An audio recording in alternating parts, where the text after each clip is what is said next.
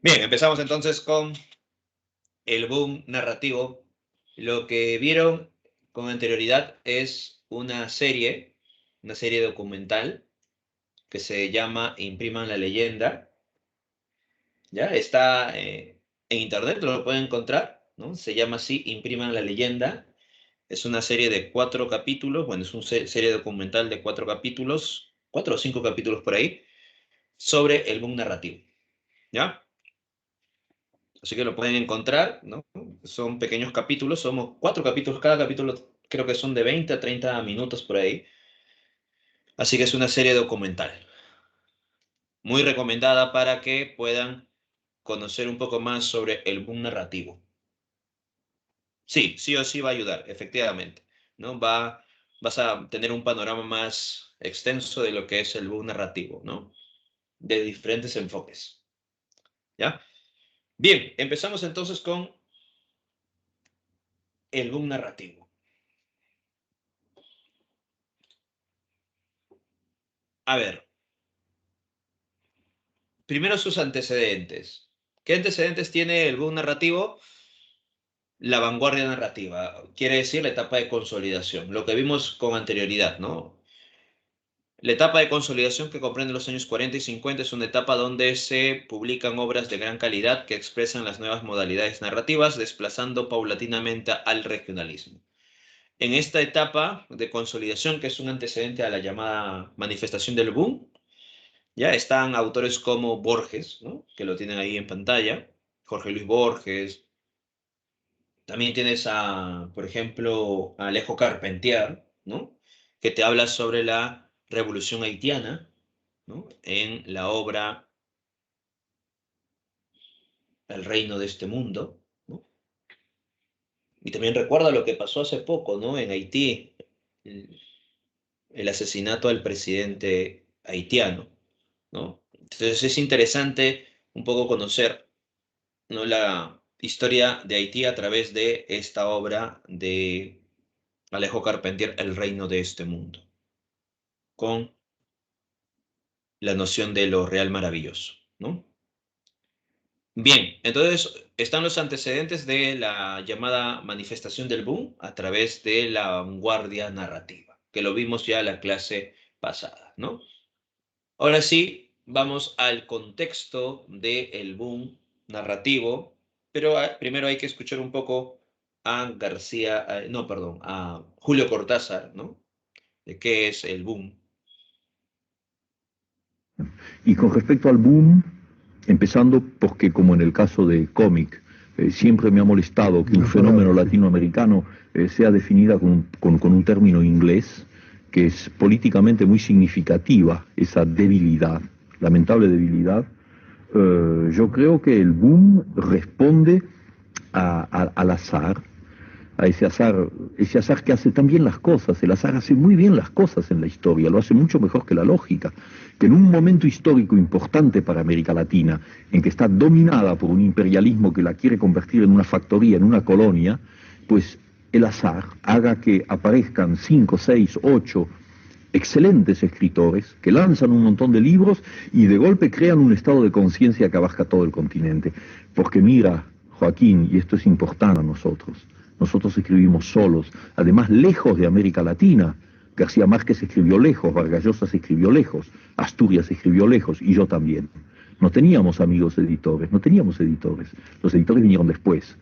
Y es una tentativa de deformar la realidad, sostener que el boom es una maniobra hecha con fines de promoción.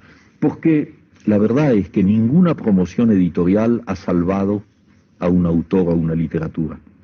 Con una gran campaña de promoción puedes lanzar un libro, una primera edición, pero si el libro no vale por sí mismo, ¿cuánto tiempo dura? A mí lo que me alegra en este fenómeno del llamado boom es que hay dos cosas. En primer lugar, que hemos sido leídos por primera vez por nuestros compatriotas.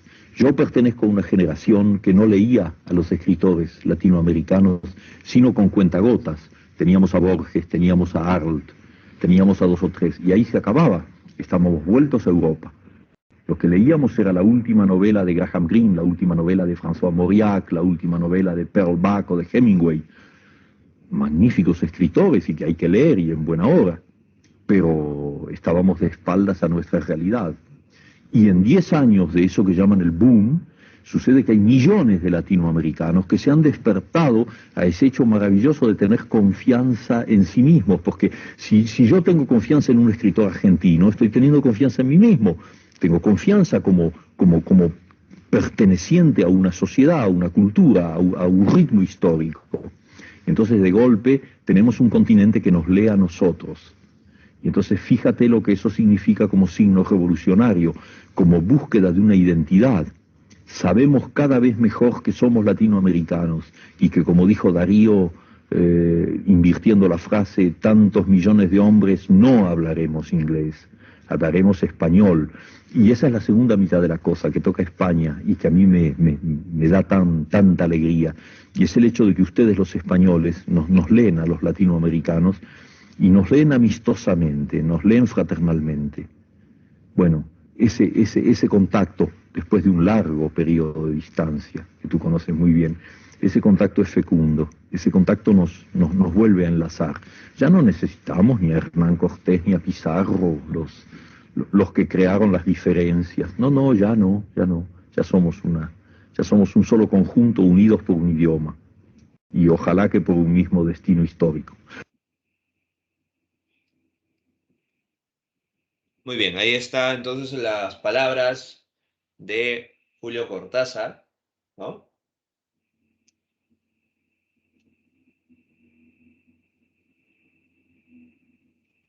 Entonces ahí, por ejemplo, estamos viendo el contexto desde la perspectiva del escritor, ¿no? Que es muy interesante también.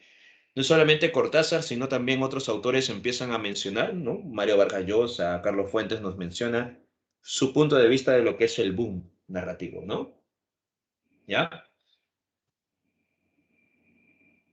Sí, Cortázar tiene ese acento, ¿no?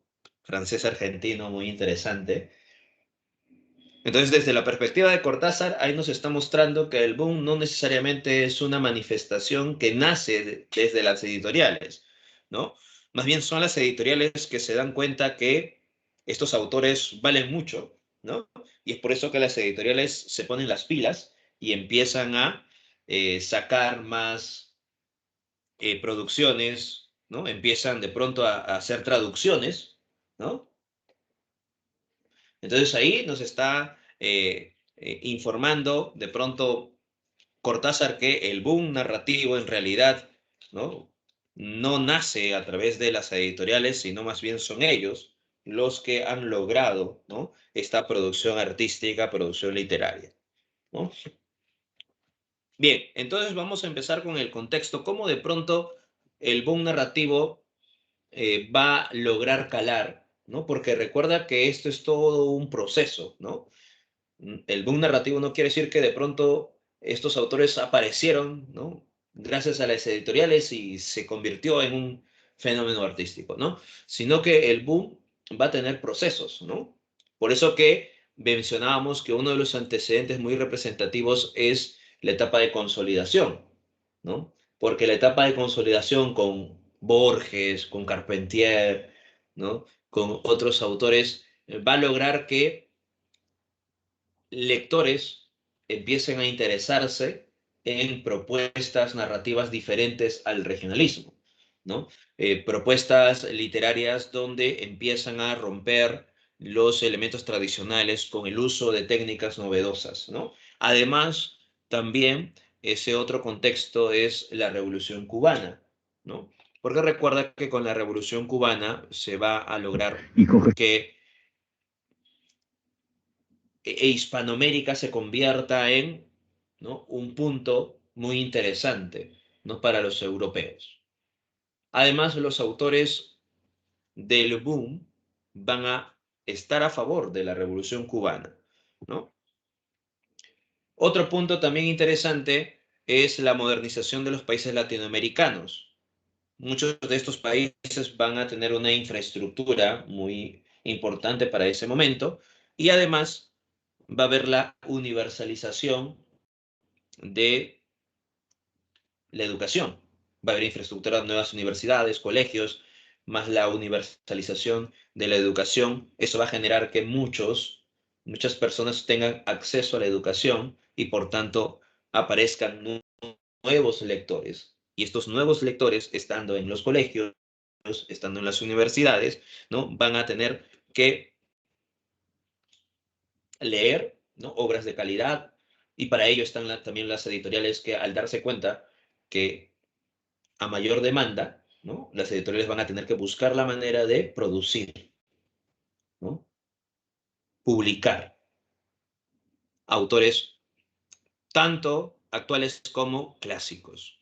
Otro punto también va a ser importante la presencia de dictaduras militares en varios países latinoamericanos. Eso va a generar que los autores del boom tengan una posición firme contra este autoritarismo, criticando, cuestionando esos elementos. Por ello, la literatura va a ser un vehículo, ¿no? Una fuente, ¿no? Donde se pueda mostrar esa crítica a estos sistemas autoritarios. Y también es importante la fundación de la Casa de las Américas, ¿no? En Cuba, ¿no? Gracias a la Revolución Cubana, porque la fundación de la Casa de las Américas van a lograr generar premios a nivel continental. Anualmente se va a premiar en la categoría de pronto de novela, poesía, ¿no? Entre otros. Y va a apoyar a las revistas culturales, a los semanarios culturales a nivel continental. Por ello vamos a encontrar todo un panorama, un mecanismo cultural muy interesante en esta década del 50, del 60, donde ya va a aparecer estos autores como García Márquez, Cortázar, ¿no? Carlos Fuentes, Mario Vargas Llosa, ¿ya? El concepto de boom narrativo se llama a este fenómeno literario, ¿no? Porque son los autores los que producen estas grandes obras literarias, y también un fenómeno comercial, porque las editoriales se van a dar cuenta, como lo dice Cortázar en este video que hemos escuchado, ¿no? Él menciona que las editoriales no son tontas, ¿no? Se dan cuenta las editoriales que estos autores están siendo leídos por muchos lectores con estas editoriales y ediciones precarias, ¿no? Porque las obras de estos autores, la mayoría de estos autores van a sacar, pero con editoriales muy básicas, ¿no? Y entonces sus obras que van a salir pero con una edición muy precaria. Entonces las editoriales se dan cuenta que estas ediciones muy precarias van a ser leídas por muchos y entonces va a haber un fenómeno comercial. ¿Por qué? Porque ahora estas obras van a ser producidas, van a ser lanzadas por grandes editoriales, no solamente a nivel nacional o continental, sino también a nivel europeo. ¿Y para ello qué van a hacer? Para que de pronto llegue estas producciones a otros continentes o de pronto a otros países que tienen otras lenguas que no sea el español, la importancia de las traducciones. Eso también va a ayudar a masificar, ¿no? Esta producción literaria. Pero recuerda, lo interesante aquí es la calidad, ¿no? La calidad artística de estos autores como Cortázar, Carlos Fuentes, entre otros. Entonces ahí tenemos ya un contexto panorámico de lo que se desarrolla en el boom.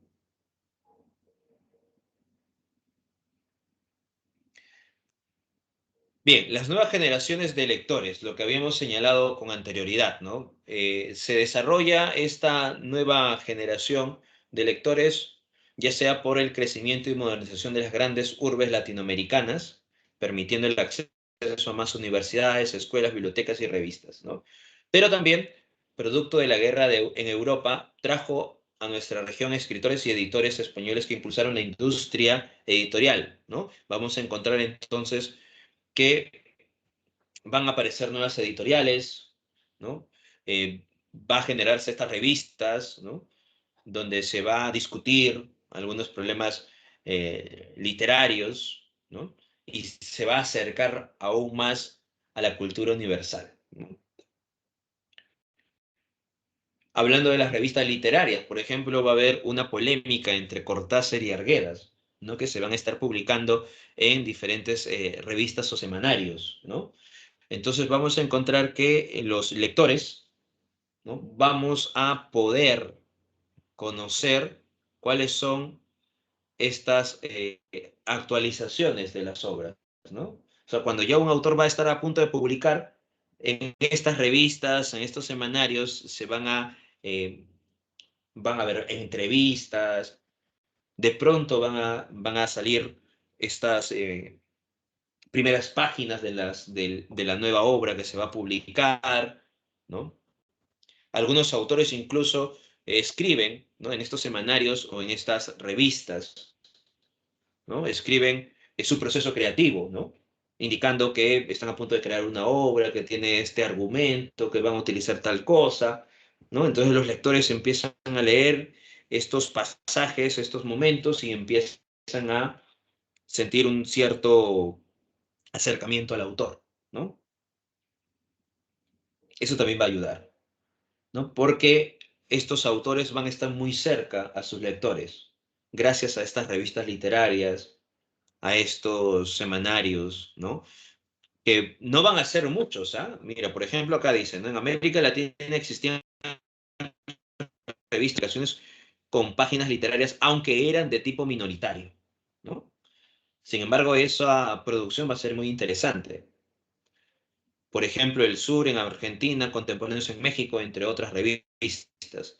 Narración, por ejemplo, la revista Narración en el caso peruano. A estas sucederán semanarios o suplementos de periódicos de gran circulación. Aquí ya empiezan los periódicos empiezan ya a tener sus pequeños suplementos o semanarios donde van a insertarse ya páginas literarias, como por ejemplo La Marcha de Uruguay, Primera Plana en Argentina, Siempre en México, ¿no? Más adelante, algunos suplementos en El Comercio, en el caso peruano, por ejemplo, ¿no? El llamado dominical, ¿no? Que va a aparecer, bueno, años más adelante, ¿no? Aunque actualmente el comercio con el dominical ha cambiado ya su plano, ¿no? Artístico, ¿no? Pero era muy interesante, ¿no? Por ejemplo, al suplemento que tenía el comercio con el dominical, ¿no? Donde se expresaba toda esta manifestación literaria y artística, ¿no? De gran calidad. Dice, entre los años 40 y 50, estos se convierten en focos donde se discuten el panorama literario dentro y fuera de Latinoamérica. La nueva generación de lectores buscan estas diversas publicaciones y comprenden en cierta medida todo lo que está, ¿no? En ello, como te decía, aparecen las polémicas entre Cortázar y Arguedas, ¿no? Donde también van a participar otros autores. Bien, la Revolución Cubana, este fue el primer punto de encuentro emocional para el grupo, a partir de la primera revolución socialista que tiene lugar en Latinoamérica, lo cual era una razón de respaldo del levantamiento castrista contra los desatinos de Batista, ¿no? El triunfo de la Revolución Cubana en 1959 posibilitó que América Latina sea noticia mundial, sea el foco de la noticia mundial, ¿no? Eso va a llevar también a interesarse no solamente en los problemas que está ocasionándose en Cuba, sino también en su manifestación literaria, en su cultura, ¿no? Y hablando del plano cultural, la Casa de las Américas va a ser una institución muy importante que fomentará su propia revista, como también va a fomentar premios anuales en varias categorías, cuento, ensayo, teatro, novela, poesía, y la publicación de libros, tanto clásicos como obras nuevas, ¿no? Así que se va a fomentar, ¿no? La literatura, la cultura a nivel continental. Eso también va a ayudar, ¿no? A acercarse un poco más con los lectores. En el caso peruano van a estar los llamados populibros. No sé si ustedes recuerdan o habrán escuchado de los llamados populibros. A ver, vamos a poner algunas imágenes de los populibros.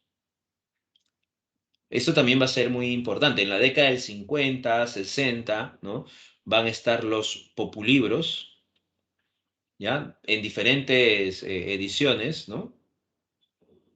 Y esto gracias a Manuel Escorza, que busca acercarse, ¿no? A los lectores a través de los llamados populibros. Son ediciones muy baratas, ¿no? Muy cómodas para que se pueda vender y comprar, ¿no? A buen precio, ¿no? Grandes obras, ¿no? Tanto nacionales como también internacionales, ¿no? Autores internacionales. Ya los populibros, ¿no? Peruanos. Ahora vamos por aquí a buscar una imagen donde se pueda visualizar bien los llamados populibros.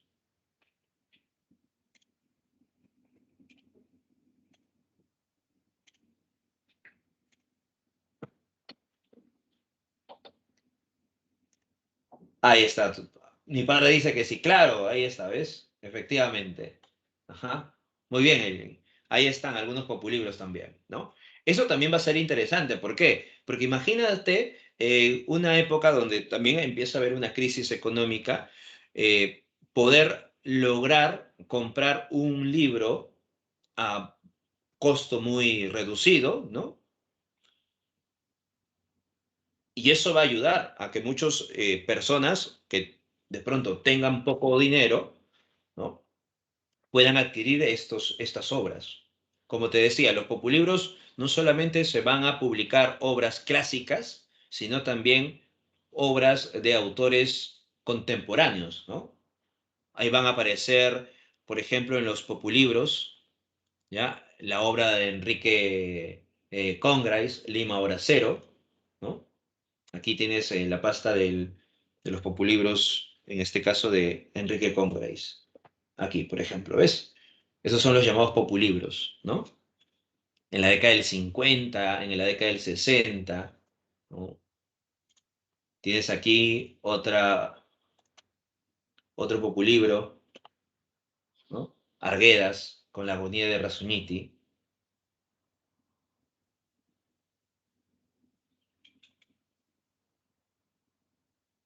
Y así, ¿no? Hay varios populibros, ¿no? Está en esa edición y también otros populibros, pero en pasta, ¿no? Azul, ¿no? Que también son conocidos estos llamados populibros.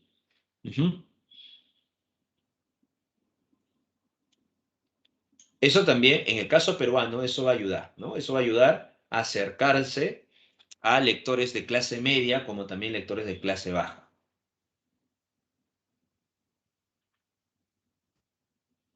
¿Ya? Eso también va a ser muy importante porque tenemos más lectores, ¿ves? Lectores que se acercan, ¿no? A estas obras que en otros momentos quizá era un poco difícil, ¿no? Adquirir estos libros.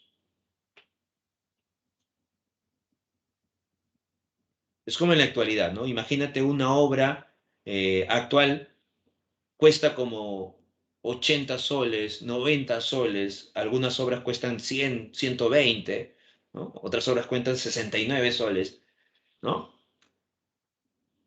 Pero en ediciones más baratas, pues puede costar esta obra, ¿no? En 20 soles, 30 soles. Entonces, una persona que no tenga muchos recursos para poder comprarse una novela de pronto que cueste 80 soles, ¿no? En una buena edición, ¿no? Están las ediciones de bolsillo, por ejemplo, que cuestan 30 soles. Entonces, es una gran diferencia, ¿no? Una obra de 30 con una obra que cuesta 70 soles, por ejemplo, ¿no? Entonces, es una gran diferencia. Entonces aquí los populibros, bueno, costaban menos, ¿no? Menos que esa cantidad. Entonces se podía comprar, ¿no? En los kioscos, ¿no? Iban a ser de grandes tirajes, ¿no? Los llamados populibros. En el caso peruano, ¿ves? Eso está sucediendo entonces a nivel continental, ¿no? Se busca acercar a los lectores de clase media y de clase baja, ¿ya? Bien, otro punto también interesante en este contexto van a ser las traducciones. Porque recuerda, ¿no? Estas editoriales nacionales, no van a tener mucho presupuesto para realizar traducciones, ¿no? Algunas de ellas sí van a lograr realizar estas traducciones, algunas de ellas no. Por eso que las otras editoriales transnacionales, como por ejemplo Seix Barral, ¿no? Van a lograr realizar estas traducciones a otros idiomas, para que las obras de estos autores puedan ser leídas, ¿no? En Francia, en Alemania, también en Asia, ¿no? Por eso que las traducciones también van a ser importantes, ¿ya? Para que este fenómeno literario, que es el boom, pueda ser leído no solamente en América o en habla hispana, sino también en otros continentes que tienen diferentes lenguas, ¿no? Así que las traducciones es otro punto también muy importante, representativo dentro de esta manifestación literaria. Estamos viendo ya cómo el fenómeno del boom narrativo está contemplado desde diferentes aristas, ¿no? Por eso que las palabras iniciales de Cortázar nos ayudan también a entender, ¿no?, esta postura, ¿no?, del boom narrativo. Se dice que el boom narrativo da inicio con la publicación de La ciudad y los perros, de Mario Vargas Llosa. Así que vamos a escuchar desde la perspectiva de Mario Vargas Llosa qué era el boom. Vamos a ver si tiene alguna similitud con la propuesta de Cortázar, si tiene alguna diferencia con Cortázar. Vamos a escuchar.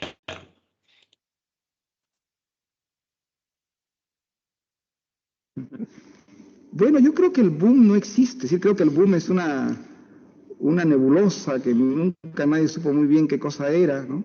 Yo creo que fue el descubrimiento de una literatura que estaba ahí marginada, arrinconada, ¿no? Luego ha cristalizado en unos cuantos nombres, pero en realidad pues es más que esos pocos nombres, ¿no? Creo que gracias al boom se descubrieron a escritores extraordinarios, como Borges, por ejemplo, que apenas si era leído fuera de Argentina y que hoy día es leído en todas las lenguas del mundo, ¿no? Y escritores como Octavio Paz, por ejemplo, que no escribe novelas, pero que es un gran ensayista y un gran poeta, de cierta forma, bueno, adquirió una audiencia y gracias a ese fenómeno que fue el de los novelistas, ¿no?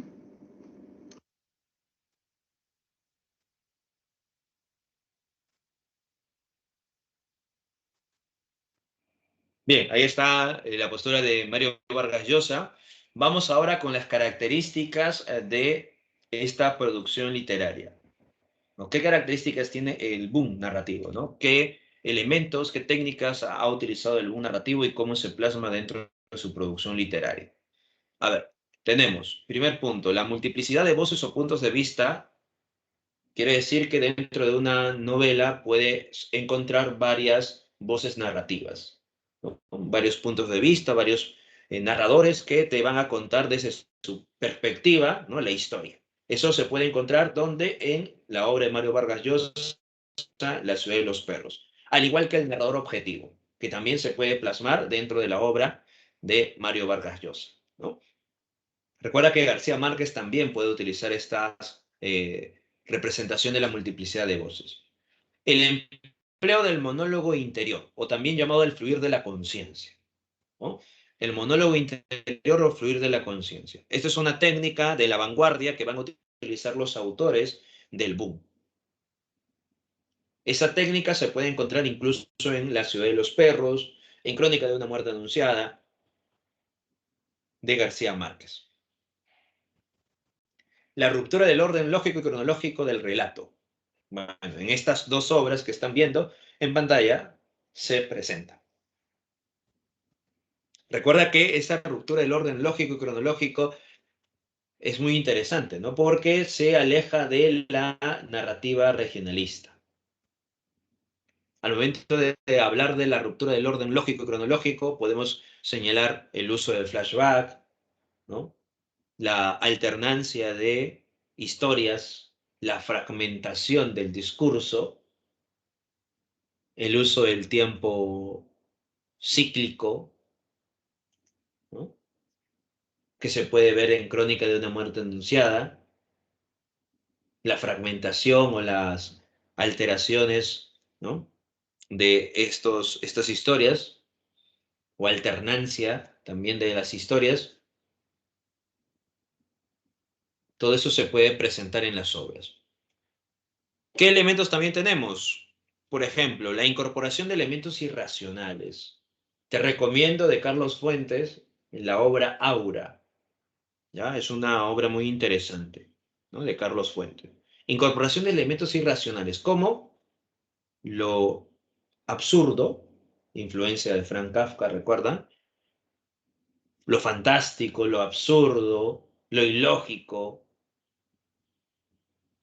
donde vamos a encontrar obras como la de Cortázar, Historia de Cronopios y Famas, la obra de Carlos Fuentes, Aura, o este conjunto de cuentos Ojos de Perro Azul de Gabriel García Márquez, ¿no? Eso nos da a entender que hay una participación activa del lector. ¿Por qué hay una participación activa del lector? Porque el lector tiene que reconstruir la historia, tiene que estar al tanto de lo que se está desarrollando en las obras literarias, ¿no? Para poder conocer y en cierta medida entender toda la obra, ¿ya? Hay datos escondidos que el lector tiene que buscar, ¿no? Y darse cuenta, ¿no? Hay pequeños pasajes donde van a ser fundamental la precisión y así sucesivamente, ¿no? Va a haber una interacción con el lector, un acercamiento con el lector, una interrelación con el lector, ¿ya? Se da la transculturación narrativa, también se desarrolla esta característica dentro del boom. Consiste en retomar las tradiciones culturales de las regiones autóctonas o interiores, pero recurriendo a las nuevas técnicas narrativas. Quiere decir que estas técnicas que hemos mencionado se pueden utilizar en mitos, en leyendas, ¿no? Imagínate una historia que se cuente sobre el mito de Manco Cápac y Mamaocllo, por ejemplo, ¿no? Que es un elemento tradicional, cultural de una región específica, ¿no? Pero se cuente con técnicas novedosas, como utilizando el flashback, utilizando el monólogo interior. Eso es la transculturación narrativa, ¿ya? García Márquez en Cien años de soledad, ¿no? Sobre el folclore caribeño, ¿no? Presente en esta obra, ¿ya? Esa es la transculturación narrativa. Ahora, hablando de ese sentido de participación activa del lector, ¿no? Y señalando también un poco este sentido lúdico, ¿no?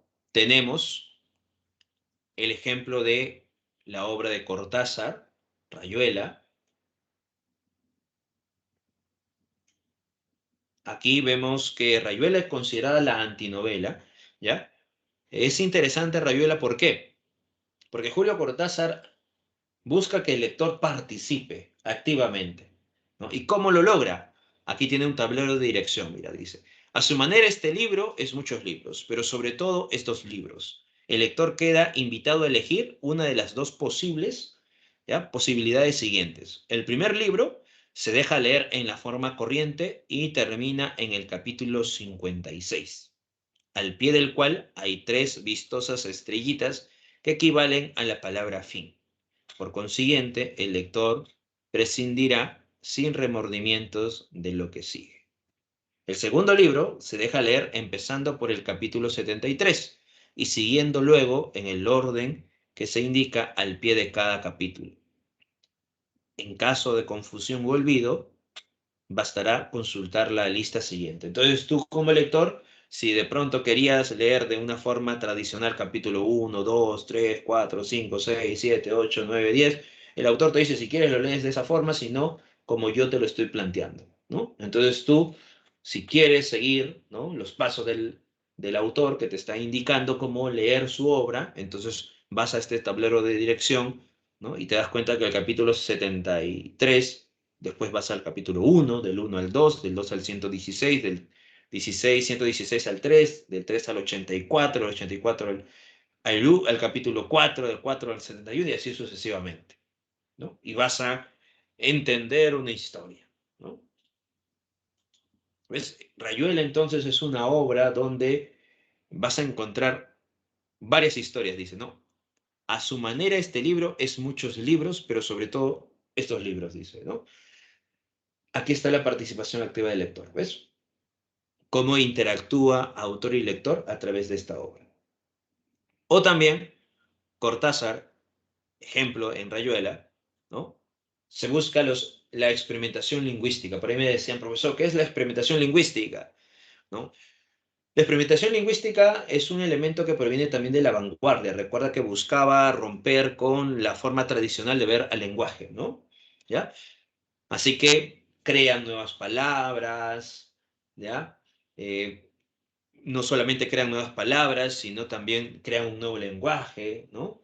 Rompen con la sintaxis, hay una ortografía caprichosa, ya todos esos elementos es la experimentación lingüística. En Rayuela están los llamados glíglicos, ¿no? Un lenguaje musical interpretado como un juego que a partir de esta noción, ya a primera vista carece de sentido, pero luego se va dando ya una manifestación un poco más coherente con el contexto del discurso. O sea, tú lees y prácticamente no se entiende nada, ¿no? En la primera lectura.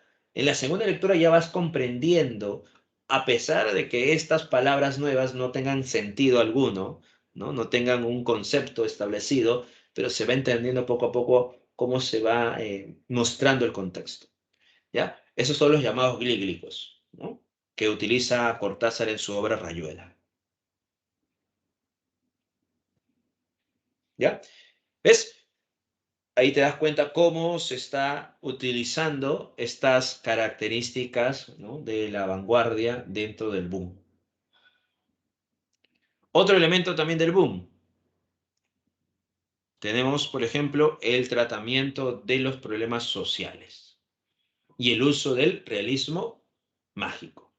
Tenemos aquí obras como La fiesta del chivo de Mario Vargas Llosa, Conversación en la catedral del mismo autor.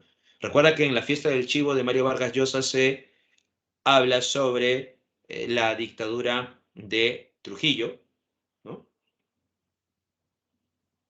De la República Dominicana, en Conversación en la Catedral sobre el contexto de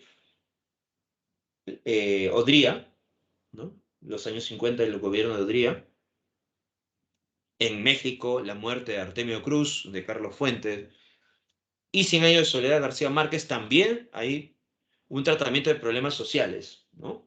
Entre ellos el plano de la dictadura. Recuerda que el enfrentamiento entre liberales y conservadores en la obra de García Márquez, en Cien años de soledad, y el realismo mágico presente en esta obra. Bien, esas serían las características de esta producción literaria. Hasta aquí, ¿alguna pregunta, alguna duda? ¿Dudas o preguntas? ¿Todo ok? ¿Se entendió? La manifestación del boom.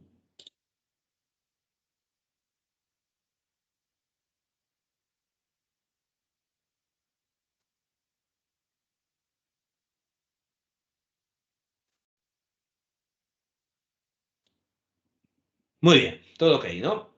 Vamos ahora a escuchar a Carlos Fuentes, ¿no?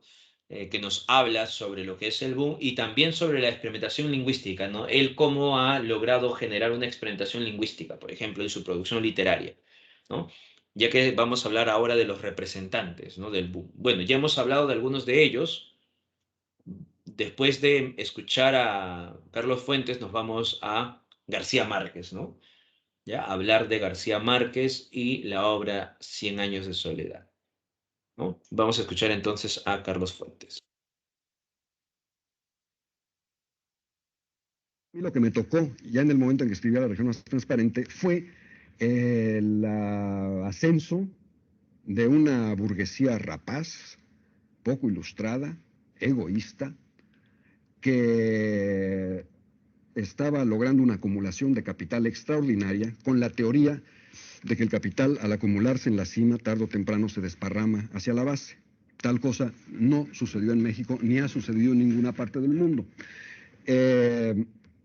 Entonces este era más o menos el cuadro político y social dentro del cual crecí, asumí y describí notablemente en La región más transparente y La muerte de Artemio Cruz, que son dos libros críticos sobre esta situación.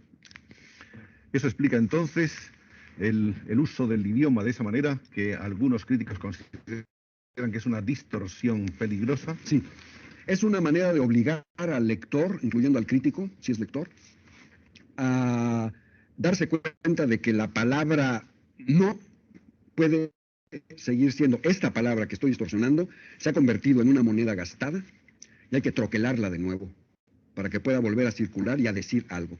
Estoy diciendo esta palabra no quiere ya decir nada, o esta palabra quiere decir otra cosa de lo que ustedes creen que quiere decir, pero quiero que se detenga el lector, incluso mediante una bofetada, mediante una injuria o de una manera desagradable, a reflexionar sobre la palabra que está leyendo o sobre la frase que está leyendo, que no la pase por alto. Lo cual nos conduce pues a una manera especial de concebir la relación entre el novelista y el lector, ¿verdad? No llego al extremo de decir que caminaría por encima del cadáver de mi abuelita para escribir un libro, ¿verdad? Como un personaje de Watergate. Pero sí diría que nada debe impedir que el escritor se siente y trabaje diariamente. O si no, no se escriben los libros, se quedan en promesas. Y el mundo hispanoamericano es un mundo de promesas, de demasiadas promesas y muy pocas realizaciones. Yo creo que pertenezco a una generación de escritores latinoamericanos que entendieron el problema de la disciplina como esencial para la creación literaria. Y esencial también en el sentido de que mi generación y la que me precedió inmediatamente, estoy hablando de los padres de la literatura moderna de la América Latina, Borges, Carpentier, Onetti, todos hemos tenido una conciencia muy clara de que no somos la culminación de nada, sino el principio de algo. Nuestra literatura sigue siendo una literatura sumamente pobre en comparación con el cuerpo riquísimo de la literatura inglesa o alemana o francesa, indudablemente. Pero hay que empezar. ¿Tú estás de acuerdo con la crítica cuando dice que Cambio de Piel es tu mejor obra? No. Yo no hablo de mejores obras o peores obras, porque yo creo que un escritor escribe una sola obra, ¿verdad? Con distintos capítulos. Iría más allá y diría, repitiendo una observación de mi amigo García Márquez, que en realidad en América Latina estamos escribiendo con distintos capítulos que escriben Cuba, un capítulo Alejo Carpentier, en Argentina uno Cortázar, en Perú uno Vargas Llosa, etcétera, ¿verdad? Eso por lo menos es muy bonito y suena muy bien.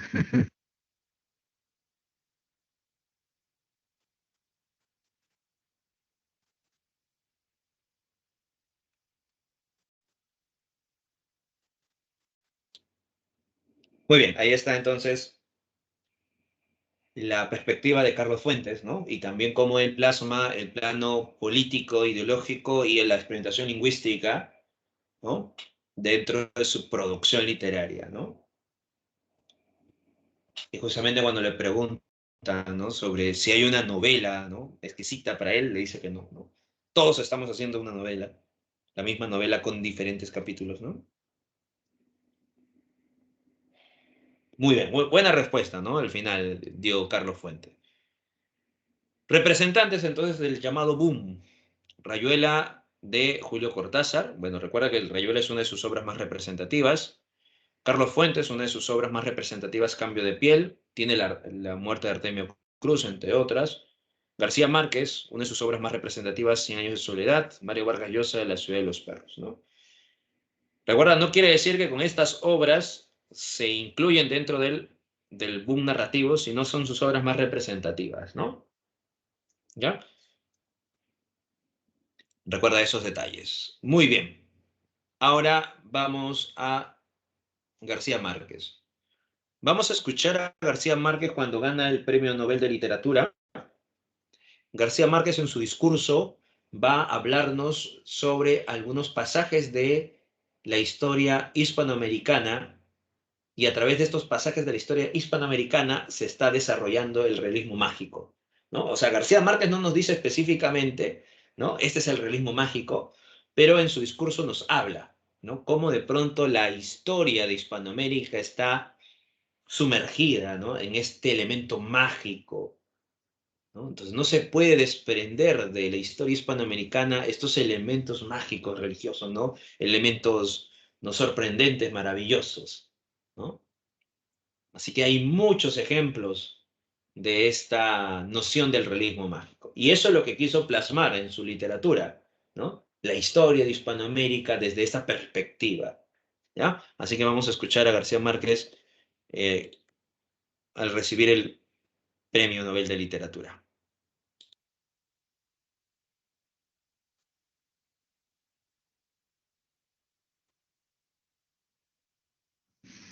Antonio Pigafetta,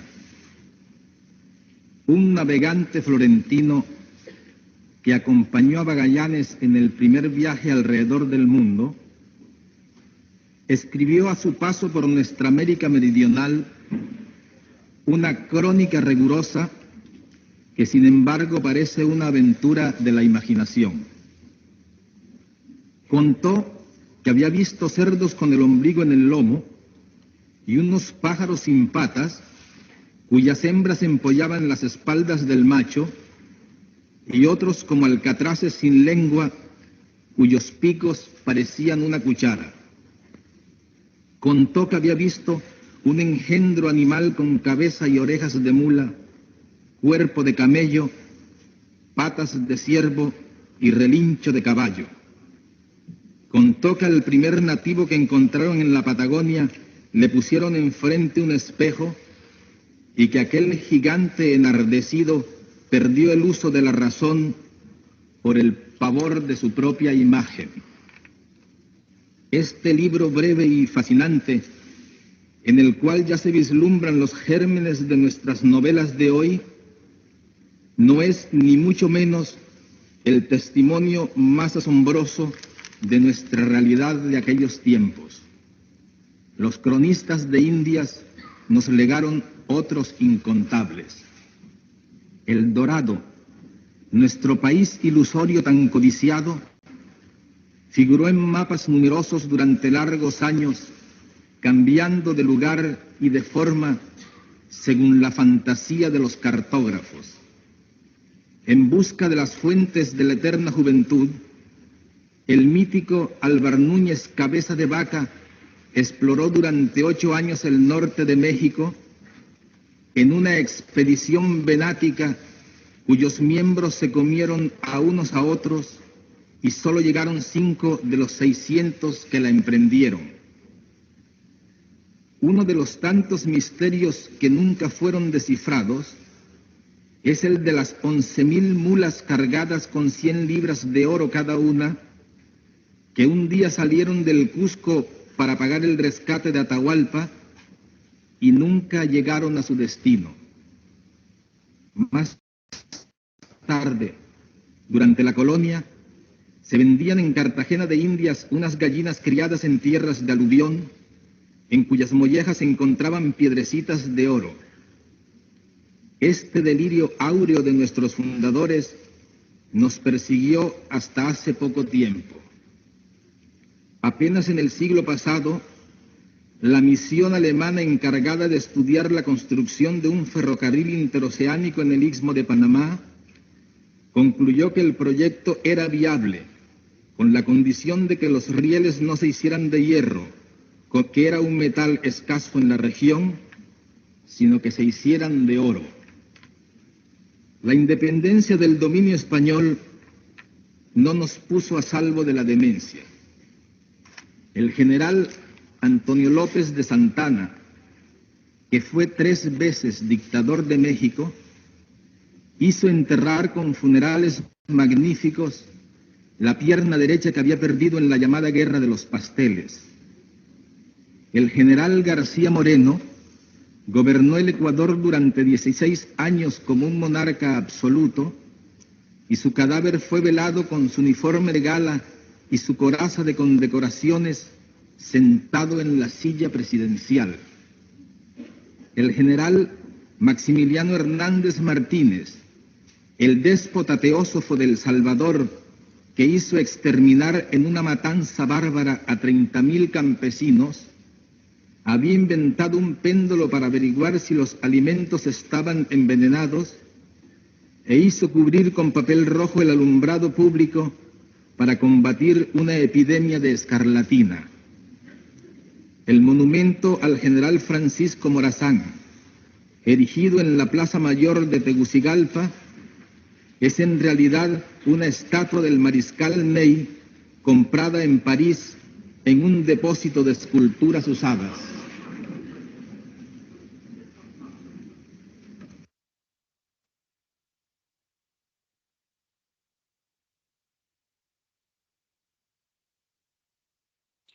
Muy bien, ahí están diferentes pasajes de la historia hispanoamericana y te das cuenta cómo García Márquez lo lee, ¿no? Nos menciona estos pasajes de la historia hispanoamericana que parecen sorprendentes, parecen sacados de una obra literaria, muy ficcionales, pero en realidad son sucesos que pasaron, ¿no?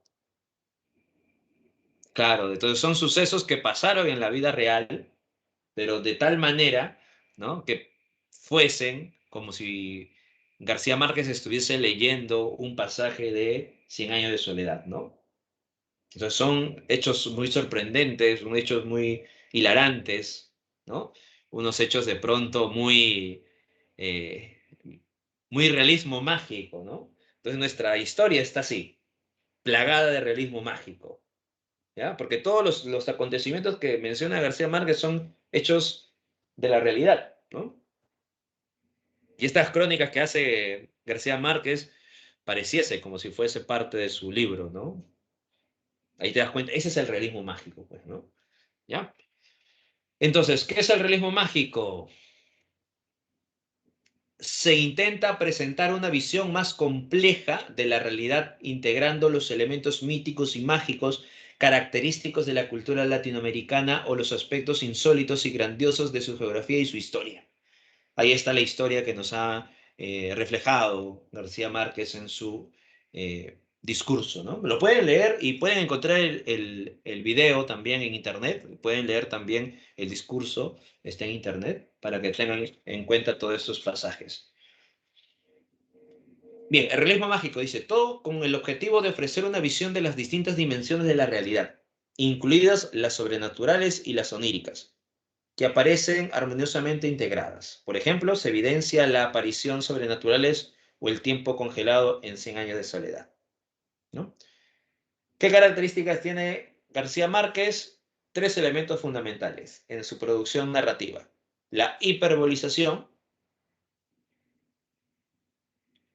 ¿ya? Sí, también, también estaba en el canal de Perú Cultural. Ujú.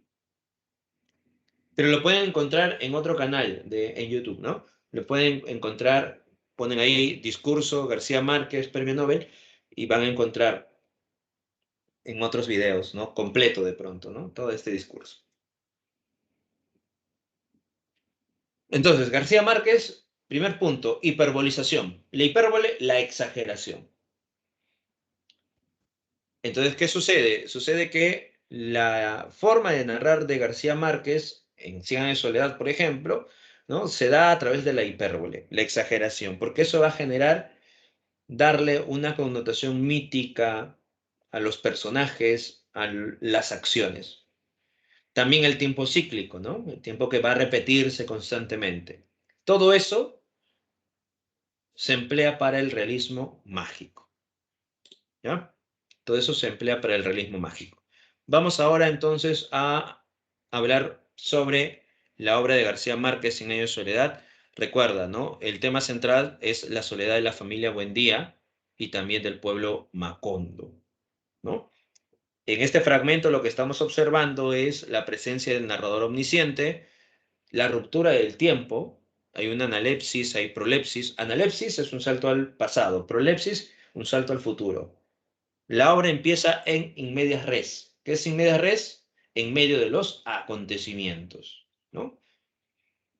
Y aquí vamos a ver un salto al futuro, ¿no? Muchos años después, frente al pelotón de fusilamiento, es un salto al futuro, prolepsis. El coronel Aureliano Buendía había de recordar aquella tarde remota, analepsis, ¿no? Un salto al pasado, ¿ya? Entonces recordemos, ¿no?, la técnica que va a utilizar García Márquez en la novela Cien años de soledad. Pertenece al género épico narrativo, especie de novela, su estructura es circular, ¿no? ¿Por qué una estructura circular? Porque los tiempos van apareciendo, los acontecimientos van repitiéndose una tras otra, ¿no? Los escenarios, Riohacha y Macondo. Macondo es el escenario principal. Riohacha, ahí está José Arcadio y Úrsulo Iguarán. Recuerda que al matar José Arcadio a Prudencio Aguilar, va a tener que salir de Riohacha junto con Úrsula, ¿no?, y algunas personas, y van a llegar a Macondo, van a fundar Macondo. Entonces, ¿se funda Macondo con quién? Con José Arcadio y Úrsulo Iguarán, que eran primos. Por eso que había una relación incestuosa, ¿no? Y recuerda que tenían miedo que nazca un niño con cola de cerdo. Pero van a nacer este niño con cola de cerdo después de varias generaciones, ¿no? Con otra relación incestuosa entre Amaranta Úrsula y Aureliano Babilonia. Tía, sobrino. Producto de esa relación, nace un niño con cola de cerdo. Y da fin a la estirpe de los Buendía y también fin al pueblo de Macondo. Los temas están vinculados a la soledad y al incesto. Hay una intertextualidad porque esta obra dialoga con otras obras, ¿ya? Por ejemplo, vamos a encontrar alusiones bíblicas dentro de Cien años de soledad. Y estas alusiones bíblicas obviamente están de forma un poco burlescas, satíricas, jocosas, ¿no? Pero también van a dialogar con otras obras. Por ejemplo, Macondo no aparece por primera vez en la obra Cien años de soledad. Aparece por primera vez en la obra La hojarasca. Bien, empezamos con las figuras literarias que prevalecen, la hipérbole. También hay referentes históricos, por ejemplo, la matanza de las personas que estaban en huelga contra la empresa bananera, ¿no? Eso es un hecho histórico que sucedió en Colombia y se va a representar en la obra de Cien años de soledad. El lenguaje es natural, sobrio y descriptivo, ¿no? Bueno, aquí hay un video donde se habla, ¿no?, sobre Cien años de soledad, cómo se configura la obra y también qué influencias tiene García Márquez para hablarnos de esta novela, ¿no? Hay que de pronto escuchar este video, ver y escuchar este video.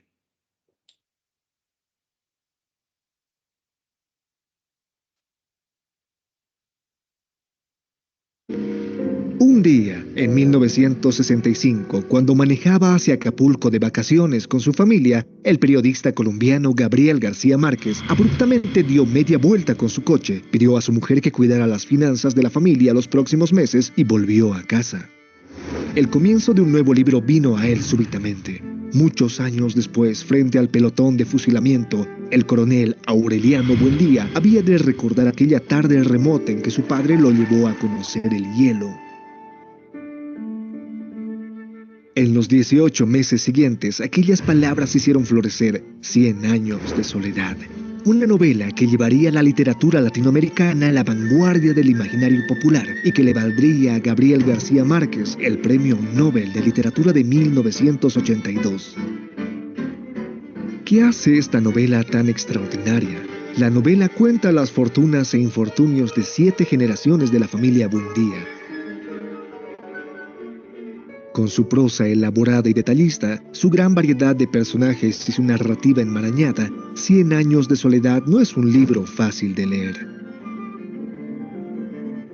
Pero es muy gratificante, con una variedad épica de romances intensos, guerras civiles, intrigas políticas, aventureros trotamundos y más personajes llamados Aureliano de los que te puedas imaginar. Pero no es un mero drama histórico. Cien años de soledad es uno de los ejemplos más famosos del género literario conocido como realismo mágico. En él, los hechos y poderes sobrenaturales se describen con un tono realista y objetivo, mientras los hechos reales de la vida y la historia humana se revelan llenos de absurdos fantásticos. Los fenómenos surrealistas que ocurren en el pueblo ficticio de Macondo se mezclan con los hechos que ocurren en el país real de Colombia. Todo empieza con un estado mítico de aislamiento que es gradualmente expuesto al mundo externo y pasa por múltiples calamidades. Con el pasar de los años, las personas envejecen y mueren y vuelven como fantasmas o reencarnados en la siguiente generación. Cuando llega a la ciudad una empresa de frutas estadounidense, llega también un mecánico romántico, siempre rodeado de mariposas amarillas. Una joven mujer empieza a flotar. Si bien la novela evoluciona a través de generaciones, el tiempo pasa de forma cíclica.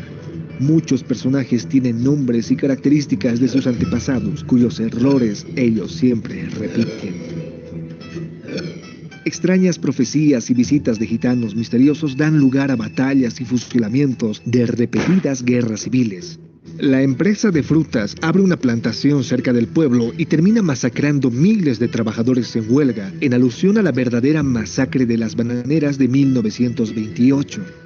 Combinado con el realismo mágico de la novela, esto produce una percepción de la historia como una espiral descendente de la cual los personajes no consiguen escapar.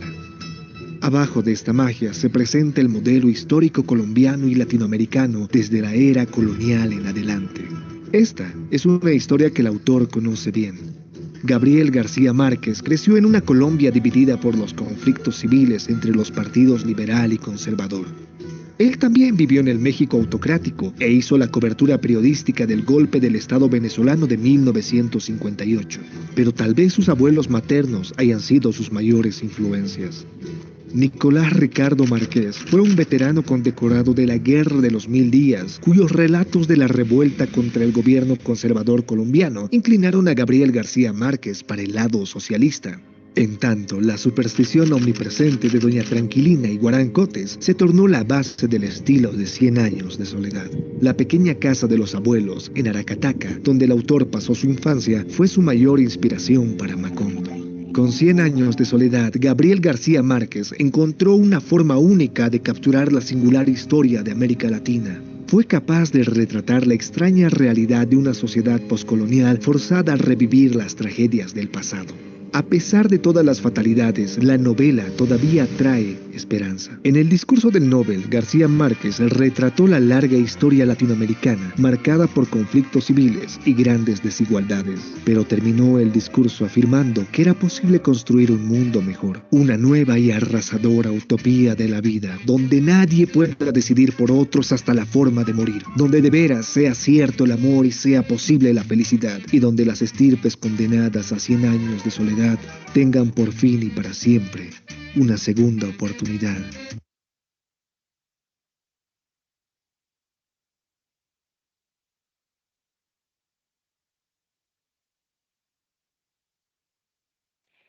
Muy bien, ahí está entonces el video, ¿no? Que te habla un poco de lo que es 100 años de soledad. Aquí tienes algunos acontecimientos muy representativos de la obra. Recuerda que la obra 100 años de soledad trasunta entre la fábula y la realidad, entre lo mítico y lo social, entre lo político y lo histórico. Uno de estos personajes muy representativos es el personaje Melquiades, ¿no? Que va a resucitar después de estar muerto y a solas, porque recuerda que Melquiades va a ser el primer personaje en Macondo que muere, ¿no? Entonces está tan solo que de pronto se aburre y decide volver a la vida, ¿no? Para reencontrarse con su amigo José Arcadio, ¿no? Y recuerda que Melquiades va a entregarle los pergaminos a José Arcadio, ¿ya? Los pergaminos que están en sánscrito y que está la historia de Macondo y los Buendía, ¿no? Aunque todavía no lo sabe José Arcadio. ¿Quién va a ser el que logra descifrar estos pergaminos? Es Aureliano Babilonia, ¿no? Y él va a conocer entonces la historia de los Buendía y Macondo y se va a dar cuenta que producto de esta historia, ¿no? Se da cuenta que ha tenido relaciones con su tía, Amaranta Úrsula, y dentro de estos pergaminos está también que van a ser el niño con cola de cerdo, ¿no? Que va a ser devorado por hormigas y que va a venir los vientos huracanosos a destruir todo su paso. Cuando Aureliano Babilonia lee esa parte, efectivamente había nacido ya su hijo con cola de cerdo que estaba siendo devorado por hormigas y se da cuenta que vienen los vientos huracanados que arrasan todo, ¿no? Así va a finalizar entonces, ¿no? La obra de Cien años de soledad donde se muestra, ¿no? Cómo este tiempo va a volver a suceder. Así que Melquiades era el gran autor de todo esto, ¿no? Bueno, o el que sabía lo que iba a acontecer, ¿ya? Bien, los elementos, el tiempo circular, repeticiones, anticipaciones, el incesto, ¿no? El miedo y la atracción. En un plano político se observa la crítica a la visión neocolonialista, ¿no? Vamos a encontrar esos detalles. La soledad, todos van a padecer, ¿no? Esta noción de la soledad, ¿ya? Y el amor y el erotismo presente dentro de esta producción. Bien, aquí te he puesto también el árbol genealógico de los Buendía. Aquí está José Arquedo y Buendía, esta relación incestuosa entre primos. Y finaliza con Aureliano Babilonia y Amaranta Úrsula, que también tienen una relación incestuosa, naciendo Aureliano, el último de los Buendía, aquel que tiene la cola de cerdo. Ahora sí, vamos con los ejercicios. A ver, pregunta número 1. ¿Cuál sería la respuesta?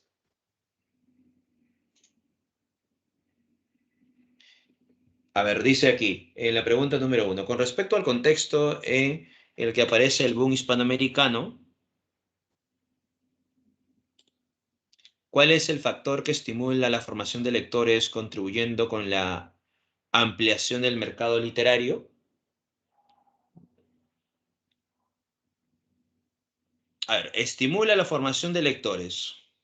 Exacto, la universalización de la educación producto de la modernización económica. La 1, la D. Muy bien. Pregunta número 2.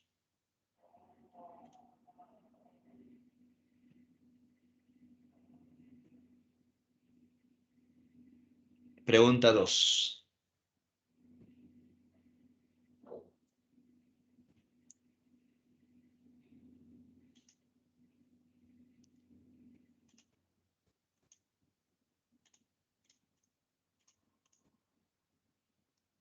En la pregunta número 2, exacto, a ver, vamos a ver por aquí. Dice, de acuerdo con el contexto cultural del boom y las traducciones, se pueden afirmar que la industria editorial hispana centró su interés en...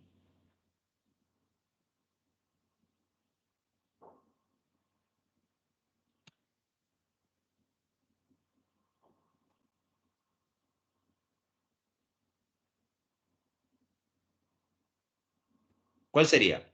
A ver, difundir una narrativa elitista y cosmopolita, no, elitista y cosmopolita no. Pero de rasgos regionales, no.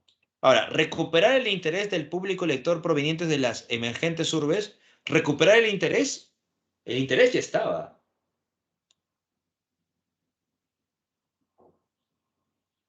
Recuerda, el interés ya estaba dado, ¿no? Había lectores que estaban leyendo, ¿no? Recuerda con los populibros que habían mencionado, ya estaban ya. No se buscaba recuperar el interés porque el interés ya estaba de estos lectores, ¿ya? Así que no puede ser.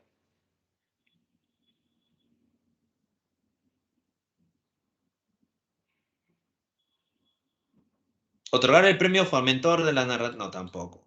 La respuesta sería la A. Recuperar más bien el mercado hispanoamericano.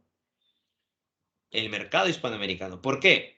Porque gracias a las traducciones, ¿qué va a suceder? El mercado hispanoamericano va a lograr llegar a Europa, ¿no? A Asia, ¿ya? Entonces se va a recuperar el mercado hispanoamericano porque gracias a las traducciones van a llegar a otros, ¿ya? A otros continentes. Entonces la respuesta es la A.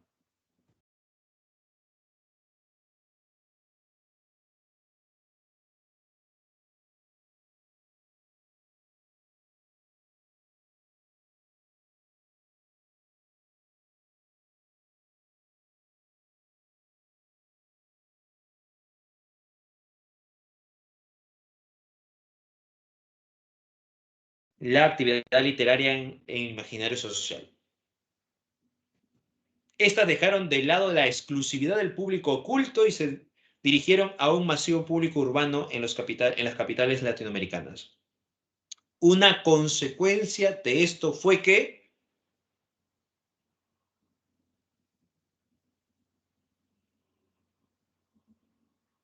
claro, los escritores adquirieron un notorio prestigio social, ¿no? Van a ser muy queridos, pues, porque hay un acercamiento, ¿no? Con los lectores.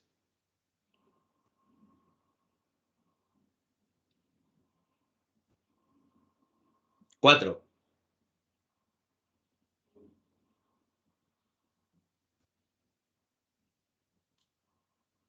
La modernización latinoamericana durante la primera mitad del siglo XX se hizo patente, sobre todo en el paulatino crecimiento urbano y la expansión de la educación. Esto último, mire, y la expansión de la educación, esto último, lo que se tornó en un factor importante en el éxito de la nueva narrativa hispanoamericana. Exacto, permitió un público lector mejor preparado para la complejidad de las obras. Muy bien, muy bien. Pregunta número 5. Hablando de los nuevos lectores. A ver, los nuevos lectores, los críticos y creadores promovieron un debate y discusión acerca de la situación cultural y literaria en que se hallaba Latinoamérica. En tal sentido, ¿cuál de las siguientes alternativas fue un factor que coadyuvó a promover este debate? Mira, un debate, discusión acerca de la situación cultural y literaria. ¿Qué ayudó? ¿No? ¿Qué generó esta noción?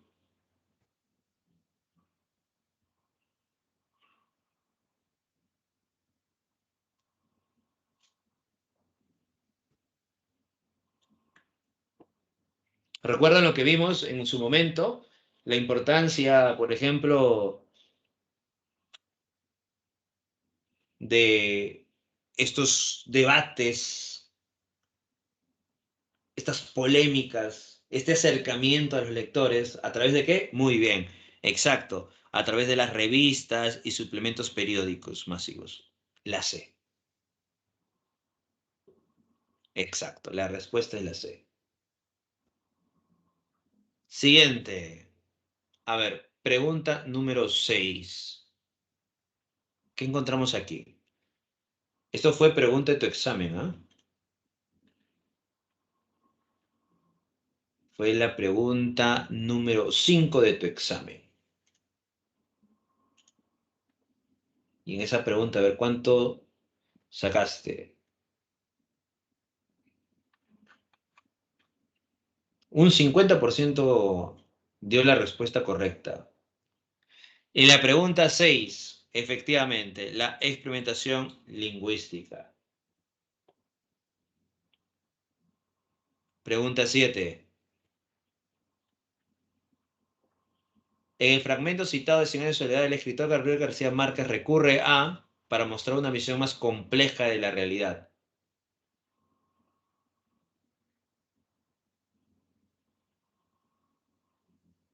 No, no era multiplicidad de voces narrativas, ¿ah? Porque aquí estamos hablando de dos personas que están dialogando, no solamente que se están insertando estas palabras, ¿no? Que no tienen mucho significado. Y era la experimentación lingüística. Ujú. Y la pregunta 7.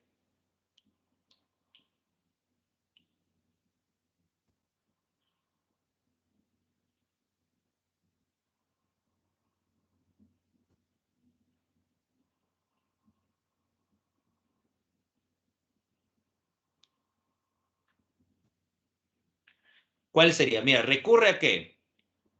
¿A qué elemento? Para mostrar una visión, mira, para mostrar una visión más compleja de la realidad. ¿Con qué elemento se muestra una visión más compleja de la realidad?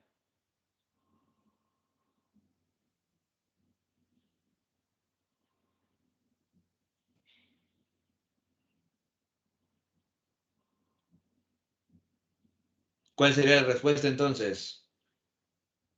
Exacto. Aquí sería la C. Realismo mágico. Ujú. Por eso que no puede ser la D, ¿no? Porque esa es una técnica, ¿no? Pero con el realismo mágico se logra una visión más compleja de la realidad. Pregunta 8. Con esta pregunta nos vamos.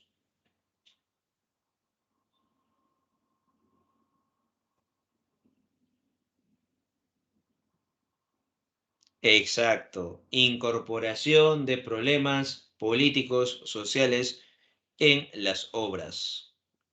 Pregunta número 8. La respuesta es la C. Muy bien. Con esta pregunta entonces nos vamos. Cuídense entonces, nos vamos hasta la siguiente, nos vemos hasta la siguiente semana para ya estar hablando de Mario Vargas Llosa, ¿no? Y la obra La ciudad de los perros. Vamos a ir poco a poco, ¿no? Vamos a hablar de Mario Vargas Llosa, características de este autor, ¿no? En su producción literaria y luego ya en la subsiguiente semana hablaremos de la obra La ciudad de los perros. Bien, nos vemos entonces hasta la siguiente semana. Cuídense, que tengan un buen, feliz fin de semana.